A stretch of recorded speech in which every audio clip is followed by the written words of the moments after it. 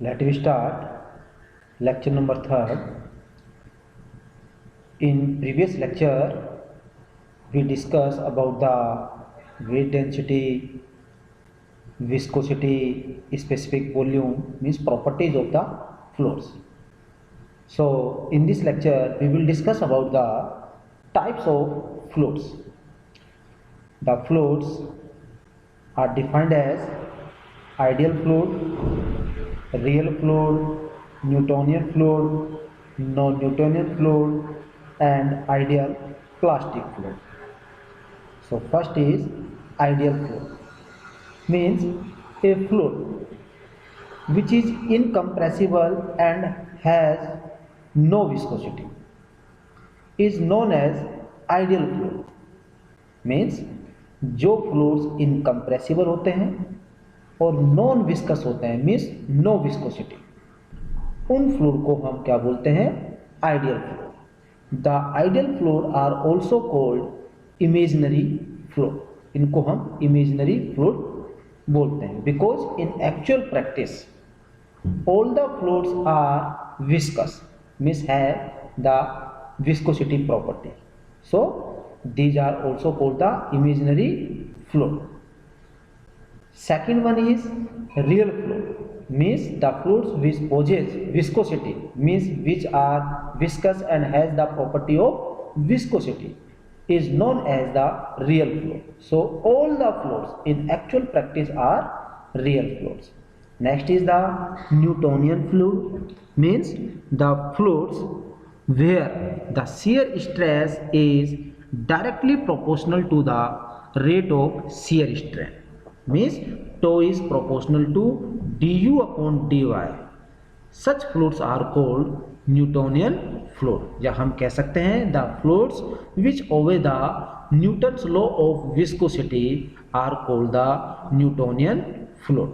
Next fluid is non-Newtonian fluid, means the fluid which does not obey or does not follow the Newton's law of viscosity are called the non-Newtonian fluid. या a real fluid in which shear stress is not proportional to the rate of shear strain is known as the non-Newtonian fluid. Next is ideal plastic fluid. Ideal plastic fluid are those in which shear stress is proportional to the rate of shear strain, but the value of the shear stress is more than the yield value are called the ideal plastic fluid. हम अब एक graph भी बना सकते हैं for the different fluids, जैसे कि Newtonian fluid जिसमें कि shear stress is directly proportional to the rate of shear strain, तो आपके पास क्या आएगी? एक स्ट्रेट लाइन आएगी. Next is non Newtonian fluid, means which does not follow the Newton's law of viscosity, means shear stress is not proportional to the velocity gradient, that is called the non Newtonian fluid. Okay, next topic is vapour pressure, means what do you mean by the vapour pressure? Vapour pressure simple अगर हम कहें तो pressure exerted by a vapor molecules, pressure exerted by the vapor molecules on the free surface of the liquid is called the vapor pressure. जैसे कि हम जानते हैं कि जब हम किसी भी लिक्विड्स को अगर एक्सटर्नल सोर्स की हेल्प से हीटअप करते हैं या बॉयल करते हैं, तो जो फ्री सरफेस पर जो मॉलिक्यूल्स होते हैं वो एनर्जी गेन कर मीन्स एटमॉस्फेयर के अंदर वेपोराइज हो जाते हैं, मीन्स बाहर निकल जाते हैं फ्री सरफेस ऑफ लिक्विड से. राइट, अगर हम एक क्लोज कंटेनर ले लेते हैं that is partially field, means एक क्लोज कंटेनर हमने ले लिया और ये आधा या आधा से ज़्यादा फिल है विद द वाटर. राइट, अब अगर हम मीन्स इसको हीटअप करते हैं तो जो मॉलिक्यूल्स हैं वो free surface of the liquid से बाहर निकलेंगे और उस जो फ्री स्पेस बच रहा है कंटेनर में वो वहाँ पर इकट्ठे हो जाएंगे. राइट, और एक सैचुरेशन कंडीशन पर मीन्स जितने मॉलिक्यूल्स इवेपोरेट हुए और उतने ही मॉलिक्यूल्स क्या हो जाएंगे, कंडेंस हो जाएंगे। That condition is known as the equilibrium condition या saturation condition. Okay, the molecules on the surface of the fluid are in highly excited state, क्योंकि वो एनर्जी गेन कर लेते हैं और हाईली एक्साइटेड स्टेट में आ जाते हैं। And by taking energy from the molecules these molecules start evaporate, evaporation start हो जाता है। The air above the liquid is in saturation state. Under saturation state number of molecules leaving the surface of the liquid during evaporation becomes equal to the number of molecules fall down the surface after condensation। Means जब उनको energy मिलेगा तो जो molecules हैं वो evaporate हो जाएंगे, लेकिन आफ्टर सम टाइम्स इन मॉलिक्यूल्स की जो एनर्जी है वो डिक्रीज होगी और ये वापस मिस मॉलिक्यूल्स अपने लिक्विड सरफेस के ऊपर जमा हो जाएंगे। तो मीन्स इवेपोरेशन और कंडेंसेशन, जितने मॉलिक्यूल्स इवेपोरेट हुए हैं और जितने मॉलिक्यूल्स कंडेंसेशन हुए हैं, अगर दोनों की नंबर्स अगर सेम रहता है तो उस कंडीशन को हम क्या बोल देते हैं, saturation state. Okay, with increase in temperature vapour pressure also increases, क्योंकि टेम्परेचर अगर बढ़ेगा इवेपोरेशन इंक्रीज होगा, नंबर ऑफ मॉलिक्यूल्स ज़्यादा इजेक्ट होंगे और वो फ्री सरफेस पर ज़्यादा फोर्स अप्लाई करेंगे, राइट।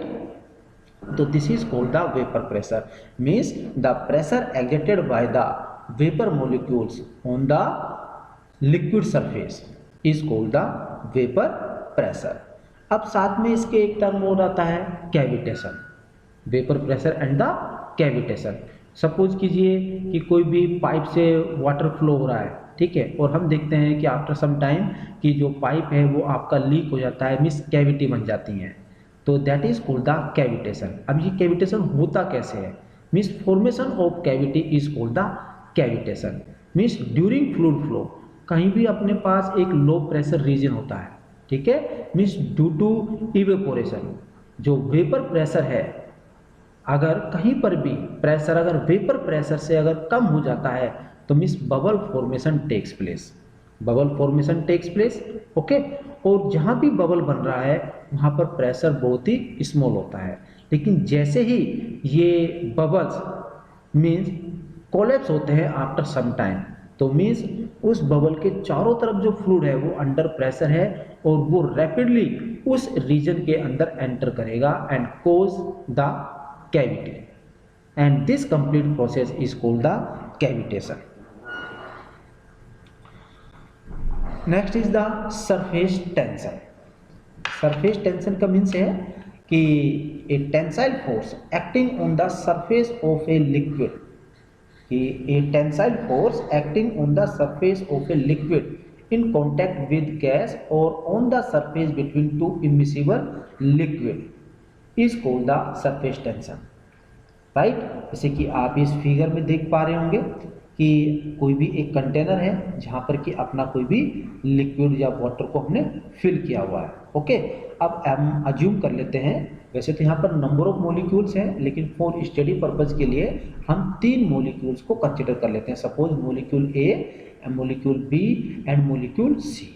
अब सबसे पहले अगर हम मॉलिक्यूल ए की बात करते हैं तो इस मॉलिक्यूल के ऊपर ऑल डायरेक्शन से इक्वली फोर्स लग रहा है, ऑल डायरेक्शन से इक्वली फोर्स लग रहा है, क्योंकि इसके ऑल डायरेक्शन में जो मॉलिक्यूल्स हैं वो सेम प्रेशर अपने पास अप्लाई कर रहे हैं। So the net resultant force acting on this molecules A is 0, means 0 है, तो ये आपके पास क्या हो जाएगा, बैलेंस में है। अब हम बात करते हैं मॉलिक्यूल्स बी के बारे में। अब हम सपोज कीजिए कोई सेकंड मॉलिक्यूल्स है B which is just near the free surface of the liquid. अब हम देखते हैं कि मॉलिक्यूल्स बी के टॉप साइड पर यहाँ पर कोई लिक्विड मॉलिक्यूल्स नहीं है, ठीक है, तो इस मॉलिक्यूल्स पर जो नेट रिजल्टेंट जो फोर्स लगेगा वो वर्टिकली डाउनवर्ड डायरेक्शन में लगेगा due to its weight. Similarly अगर हम मॉलिक्यूल सी की बात करते हैं तो यहाँ पर भी जो नेट रिजल्टेंट जो फोर्स है वो लगेगा वर्टिकली डाउनवर्ड डायरेक्शन में due to its weight, because क्योंकि इसकी जो फ्री सरफेस जो है लिक्विड की, मीन्स यहाँ पर कोई भी आपके पास कोई सी फोर्स नहीं है। तो इसलिए अगर हम बात करें कि फ्री सरफेस पर नंबर ऑफ मोलिक्यूल्स हैं, बहुत सारे मोलिक्यूल्स हैं, ठीक है, तो फ्री सरफेस पर जितने भी मोलिक्यूल्स हैं वहाँ पर जो नेट रिजल्टेंट जो फोर्स है वो अपने पास वर्टिकली डाउनवर्ड डायरेक्शन में लगेगा due to its weight. So जो आपके पास टॉप लेयर है या टॉप सरफेस है, it will be under tension, तो इसे हम क्या बोलते हैं, सरफेस टेंशन। तो means surface tension is defined as means tensile force per unit length. Okay, तो इसकी जो यूनिट्स होती हैं that is newton per metre. अब हम कुछ एक्सप्रेशन देख लेते हैं, जैसे कि surface tension on liquid droplet. कोई भी लिक्विड की ड्रॉपलेट है, लिक्विड ड्रॉपलेट मीन्स सॉलिड, जैसे कि सपोज कीजिए कि ये आपके पास कोई भी एक लिक्विड ड्रॉपलेट है, इसको हमने दो हालवेज, दो सेक्शन में डिवाइड कर लिया है। तो यहाँ पर दो फोर्सेस लगेंगे। एक तो इसके सरकमफेरेंस पर क्या लगेगा, सरफेस टेंशन लगेगा अपने पास, क्योंकि आपके पास यहाँ पर ये है, ठीक है, जो कि आपके पास आउटसाइड डायरेक्शन में लगेगा। सेकंड अपने पास एक लगेगा प्रेशर फोर्स। ओके, सो मान लिए हमने माना कि sigma is the surface tension of the liquid and P is the intensity of pressure inside the droplet and D is the diameter of the droplet. Okay, तो हम सबसे पहला टेंसाइल फोर्स जो कि इसकी सरफेस टेंशन पर लग रहा है उसको फाइंड आउट कर लेते हैं। तो टेंसाइल फोर्स क्या हो जाएगा, surface tension into circumference means sigma into circumference. So circumference क्या हो जाएगा, पाई डी। तो हम यहाँ पर इसको निकाल लेते हैं, sigma into pi D. Second जो फोर्स लग रहा है due to pressure force upon into area. तो इंटेंसिटी ऑफ प्रेशर कितना है हमारे पास P, और एरिया कितना हो जाएगा π/4 d स्क्वायर, राइट। अब फॉर इक्विलिब्रियम कंडीशन मीन्स दोनों फोर्स आपके पास बराबर होने चाहिए, तो मीन्स प्रेशर फोर्स और दूसरा कौन सा है, टेंसाइल फोर्स। तो यहाँ से हम फाइंड आउट कर सकते हैं intensity of pressure for a liquid droplet that is 4 sigma upon में d। ओके, सेकंड एक्सप्रेशन है surface tension on a hollow bubble. On a hollow bubble means liquid droplet में तो क्या था, वो सॉलिड था, लेकिन होलो बबल मीन्स अंदर से भी वो अपने पास क्या है, खाली है। तो इसका मतलब क्या हो जाएगा कि वहां पर दो सरफेस टेंशन होगी, वहां पर दो सरफेस टेंशन होगी, एक तो आउटसाइडर होगी और एक इनसाइड होगी, राइट। तो वहां पर भी अपने पास टेंसाइल फोर्स लगेंगे दो सरफेस टेंशन पर, और एक क्या लगेगा, प्रेशर फोर्स लगेगा। तो यहाँ पर हमने क्या कर दिया, इक्विलिब्रियम कंडीशन के लिए P into π/4 d square means pressure force हो गया, और 2 into sigma into pi D means surface tension हो गया अपने पास। तो यहाँ से हमने क्या निकाला, intensity of pressure that is 8 sigma upon में d अपने पास। Okay, thank you.